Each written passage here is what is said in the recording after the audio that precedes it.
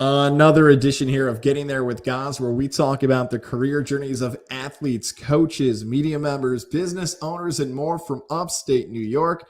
Jackson Wang joins us, Capital Region. People know him from a variety of different roles, but for maybe some listeners outside of the Capital Region, let's go back to the beginning. A younger version of Jackson Wang, 6, 7, 8 years old. Where'd you grow up? What'd you want to be as a kid? And was it that same dream job you wanted when you were 18 years old? Yeah, when I was 6 years old, I was growing up in Rotterdam, just outside of Schenectady. That's where my family settled after we actually moved here from Hong Kong a few years earlier. So I was attending Mahonison at the time, the school district there, Brat School, 6 years old.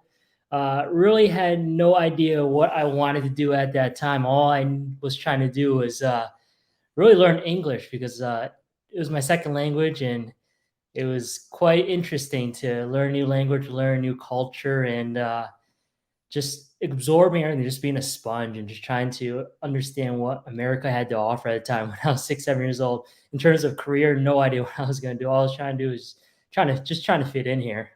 You were the first person in the history of 100 plus episodes of Getting There with Goz who, in that 6, 7, 8 year old range, was not born in America. The first person who, so congratulations. You don't win a prize, unfortunately. Maybe a sponsor will give you something. But yeah, you mentioned that just the obstacle, the challenge of learning English for the first time and going into a new culture and all those things. What is that process like for a kid where all of a sudden you thought you might be doing something across the world and now all of a sudden your life is completely flipped upside down? It was very, very interesting. I mean, my parents were the ambitious ones. They were like, "Hey, let's go to America. Let's have this better life." They came over here with not a lot and with big dreams and big ambitions, and I was just along for the ride. Lucky enough, the at the time, 6, 7 years old, my parents had just started a business. They had opened a Chinese takeout restaurant in Rotterdam.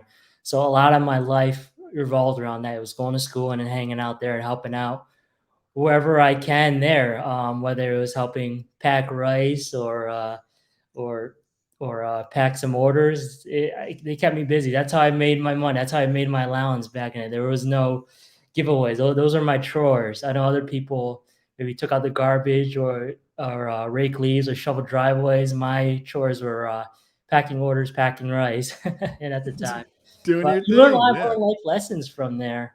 Value of hard work and making me earn everything, which I'm always grateful for. So that on top, so it was weird because at home, like we were always talking in Chinese. My parents are from the Fujian province. They're from a village outside, just outside Fuzhou. So we spoke a lot of Fujianese at home, a little bit of Mandarin, a little bit of Cantonese, but mostly Fujianese. So at home, it was all Chinese, and then I go to school, and it was just all American. It's just two different worlds. I was dancing in between every day, and it was very interesting. Just my mindset. I mean, at the time, I always tell everyone this. When I was younger, I was my mind was still thinking in Chinese. Like my thoughts were always in Chinese. And at some point later in life, eventually I switched over and started thinking in English in my mind. By the time it was just, I was just, as this Chinese immigrant trying to adjust and learn in America and fit in and make friends and figure out what the cool things were, what the kids are into. And it was a lot of fun, but definitely a challenge.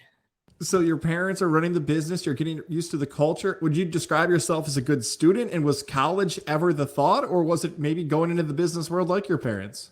No, it was always college. That's what my parents always wanted me to do because it's a tough business. When they first started, they were working probably like 12 to 15 hours a day every day. So it was definitely a grind. I mean, it's what you have to do in order for get your own business to survive.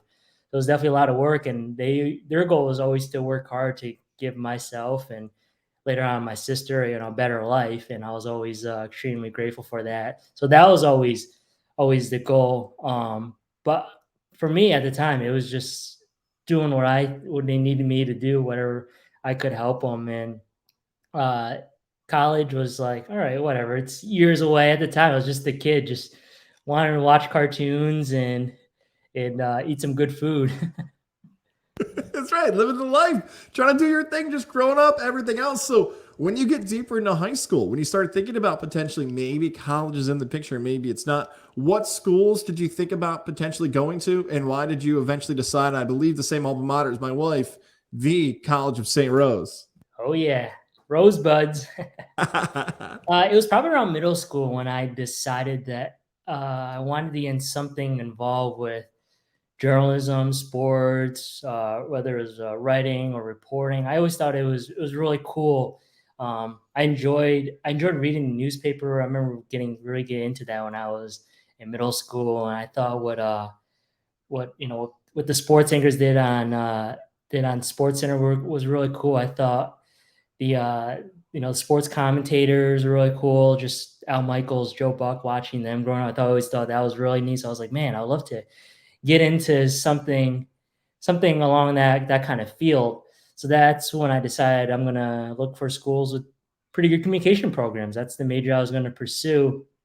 Obviously, everyone from upstate New York, their first idea is like, hey, let's see what if I can get into Syracuse. So that was my original goal, was try to go there. That was my top school. Number two was with Hofstra, and then number three was St. Rose, just because it was local, allowed me to be close to family and friends. Didn't get into Syracuse, wasn't smart enough. My SAT, ACT scores were not up there. Hofstra I got into, but it was low pricey. So I ended up going with St. Rose because it was closer to home and it was affordable, and I wasn't going to leave school with $100,000 in debt. So that's how I ended up there. And it was turned out to be a pretty good choice. I don't ask enough guests and conversation in this, but again, for the second time, you're making history here on Getting There with Gonsk. I rarely ask this question. Were your parents supportive when you told them that you were going to pursue journalism or communications as your potential major and career? I'm pretty sure at first when I told them, they were like, "All right, that's cute. It's a phase. I'll enjoy it for a few years, and then maybe I'll actually go do something." I'm sure when they came over here with very little money and a lot of dreams, their goals probably had me go to like law school or medical school.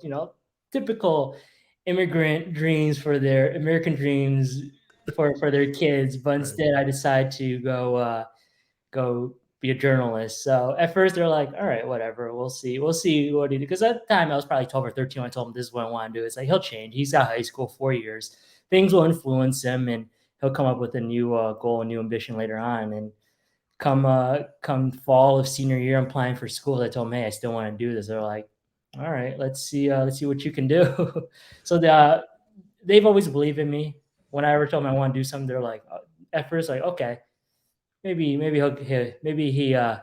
he's not quite sure, but if I put in the work and show them I want to do it, they'll be 100% behind me, and they have been ever since. They allowed me to go to school for this and allow me to continue to pursue this dream, and I'm very grateful for their support over the years. For our audio side, they can't see this, but you are sandwiched, I believe, in between your diplomas right now. So you did well at the College of St. Rose. Very good. That's right. Let's talk about those experiences, though. Let's talk about you becoming a journalist at the college level, taking classes. What type of experience did you get as a student at St. Rose? When I went to St. Rose, I did a ton of print journalism. So I remember taking my first journalism course with Dr. Caitlin Brown. She was a journalism professor at the time, and I was completely overwhelmed. I was like, "Holy cow, what did I get myself into?" It was really tough on me, but I appreciate it. She's the one who pushed me and got me to join the college newspaper, and pretty much took off from there. I mean, my first year there, I was the sports reporter for the St. Rose Chronicle there, so covering athletics all over campus, which was a lot of fun. And then a year later, uh, there was a sports editor opening, so I applied for it and I got it. So I was a sports editor the second year, and then my last 2 years, uh, they decided it was a good idea to let me lead the whole paper, be the executive editor.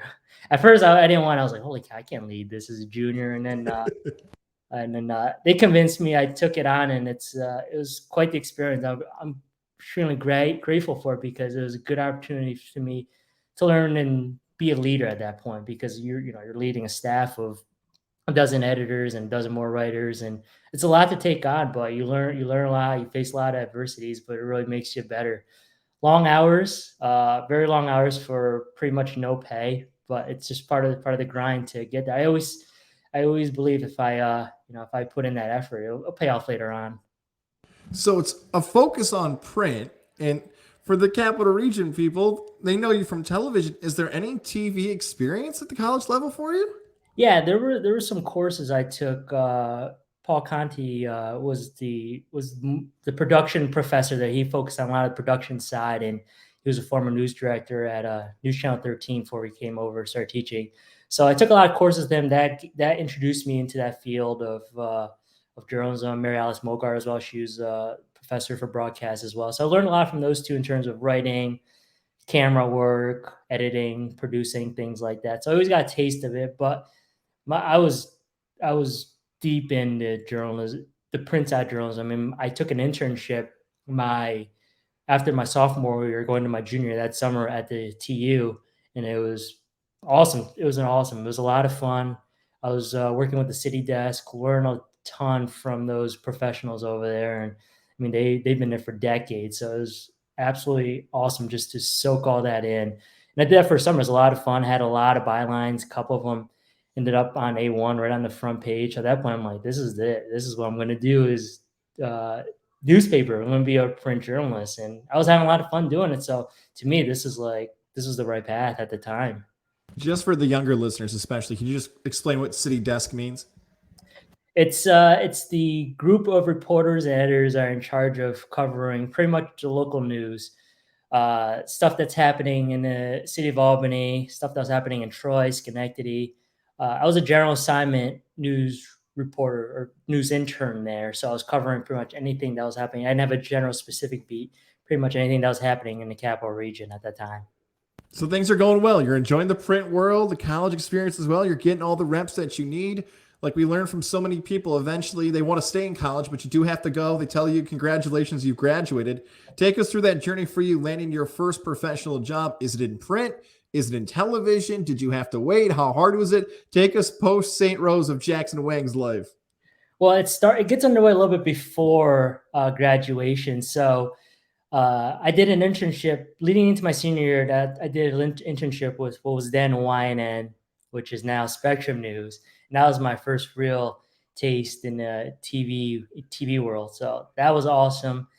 And then come the following fall, I kind of started getting back into print a little bit. I was freelancing for the Troy Record, covering high school, college, and some Albany Devils at the time. Back in 2013, 2014 for the Troy Records. I was doing like 3, 4 stories for them a week at the time. So had a lot of fun doing that. And I was like, all right, this maybe I'm going to go back into the print world. And then there's an opportunity that came knocking in the winter, late fall, early winter of 2013 to go work for News Channel 13. I was actually looking for an internship because I was still my senior year. I was like, hey, maybe I'll do an internship my senior year, spring of senior year. And instead, they offered me a job to be an editor and assignment desk editor, producer and assignment desk editor at News Channel 13. So I took that on, and back into the professional TV world I go. And I ended up doing that for about 6 months, right up until graduation. And then I left and went over to Spectrum because that was a full-time job. I was part-time at 13 at the time, producing and being a assignment desk editor. So I went over to what was then Time Warner Cable News to become a news assistant. And that's how my career started with Spectrum at the time in May of 2014 as a news assistant. Let's back up a little bit there because I know you're from Spectrum as well. That 13th, this is just a history making podcast. I just have to accept it. Again, you are in college. You are in college getting paid to do a job. We see this so often in radio, especially in the early radio days where maybe someone doesn't pursue college, they're working, they need somebody to fill in. Not on the TV side. Like this rarely happens where you're a student in school, you apply, you get the job. They knew that you were a student, right? Because you're taking classes and working. I don't know if you've ever bumped into any fellow colleagues or people who had that experience like you did where you were still a student and already a professional. I just wanted as much experience as I can at the time. I was interested in trying as many things as I can, and I just wanted to build up that resume, and I was willing to do any opportunity that was available. I went to go ask the internship coordinator at the time, Mary Alice Mogar, about an internship, and she's like, "I'll reach out to 13, see what they can do." And they're like, "Hey, they don't have internships, but if you want to go work, we'll give you credit for it." So that's how I got into it. But it was a lot of fun. I mean, it was a lot of work. I mean, I was going to class. was still writing 2 to 3 articles for the Troy Record a week, plus running the St. Rose Chronicle, the newspaper on campus, and producing the weekend 10 o'clock newscast on 13. So it's definitely a lot on the plate, but to me, like, it was a lot of fun. It just kept me busy, kept me going. When you're busy and you're just moving, that's, to me, that was just a lifestyle of just hustling, hard work. And I think that just goes back to what my parents do. My parents taught me is you just got to hustle and go after it.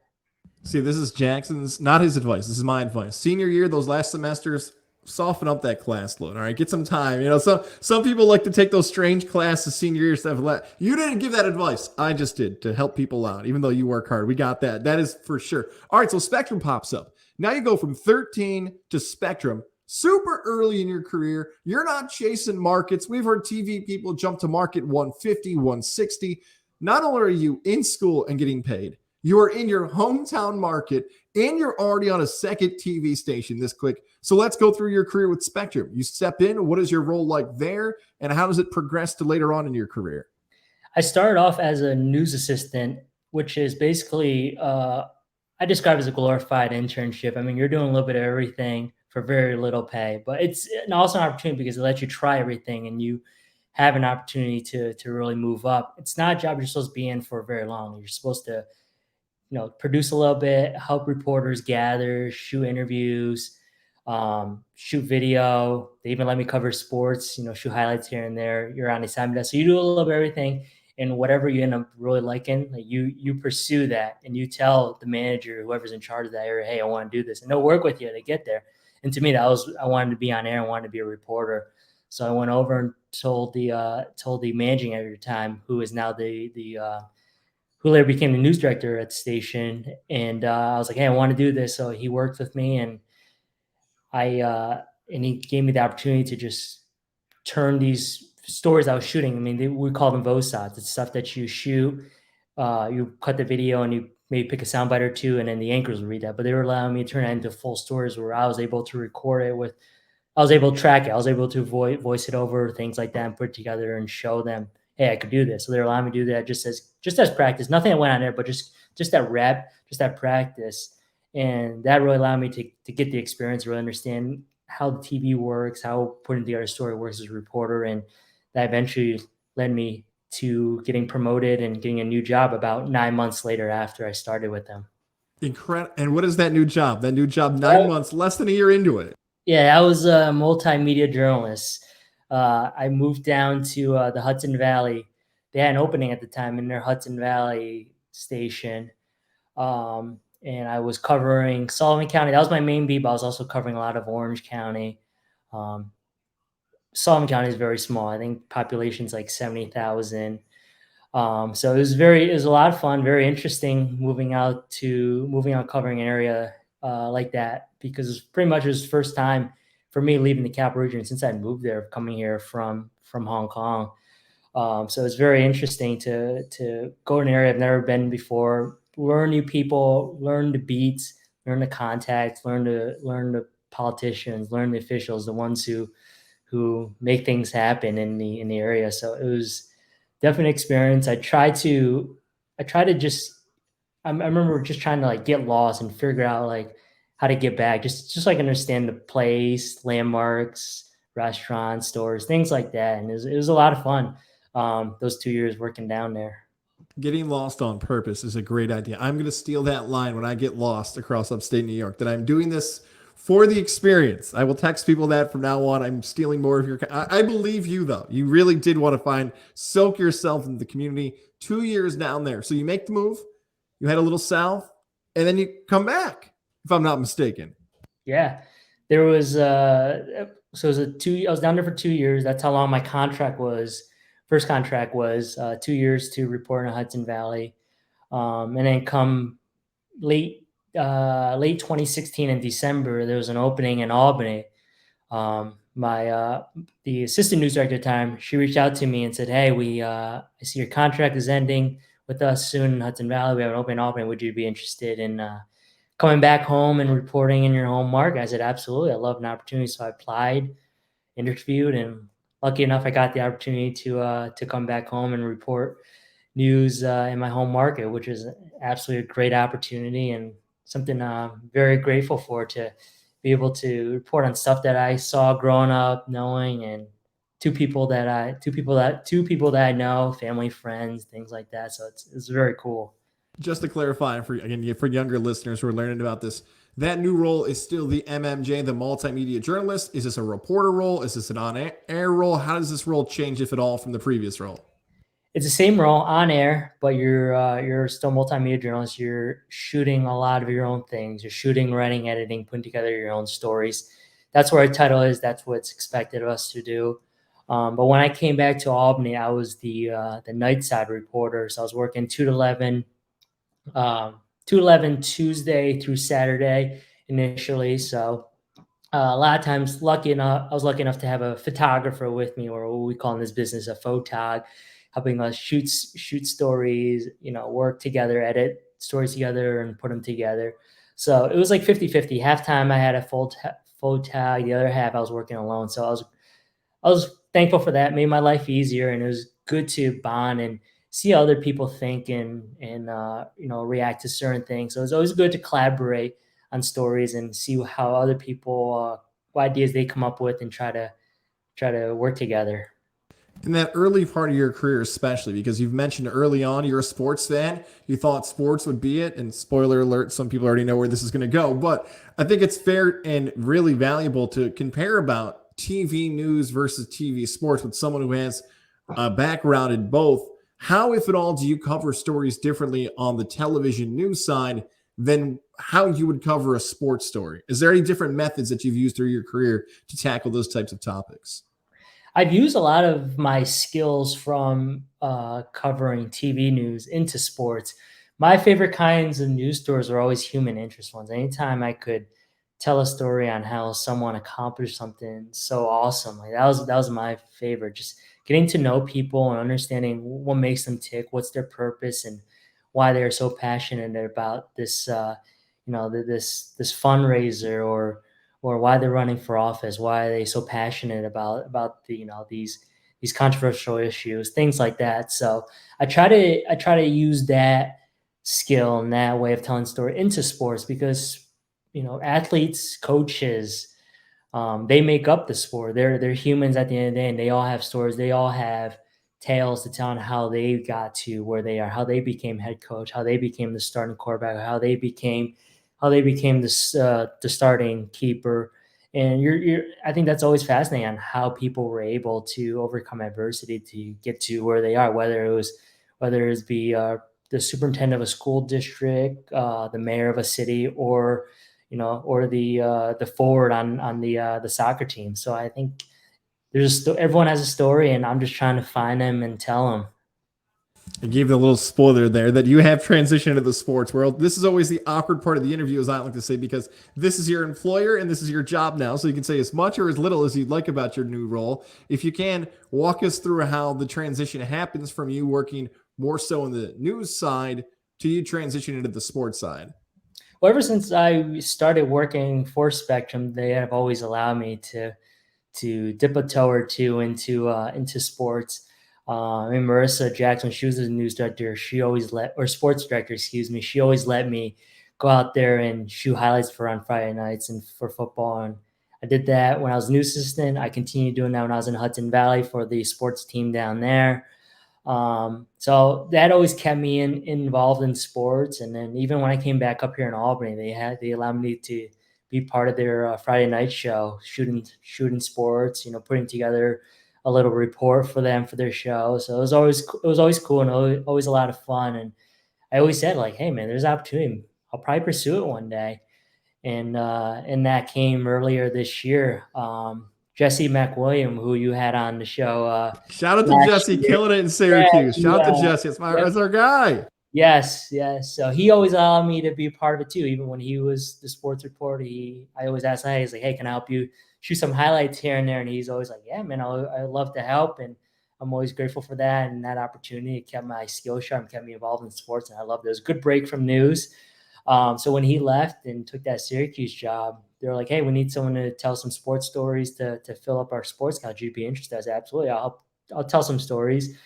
I did that for a couple weeks, and I was like, man, I like this. I was like, there's an opening.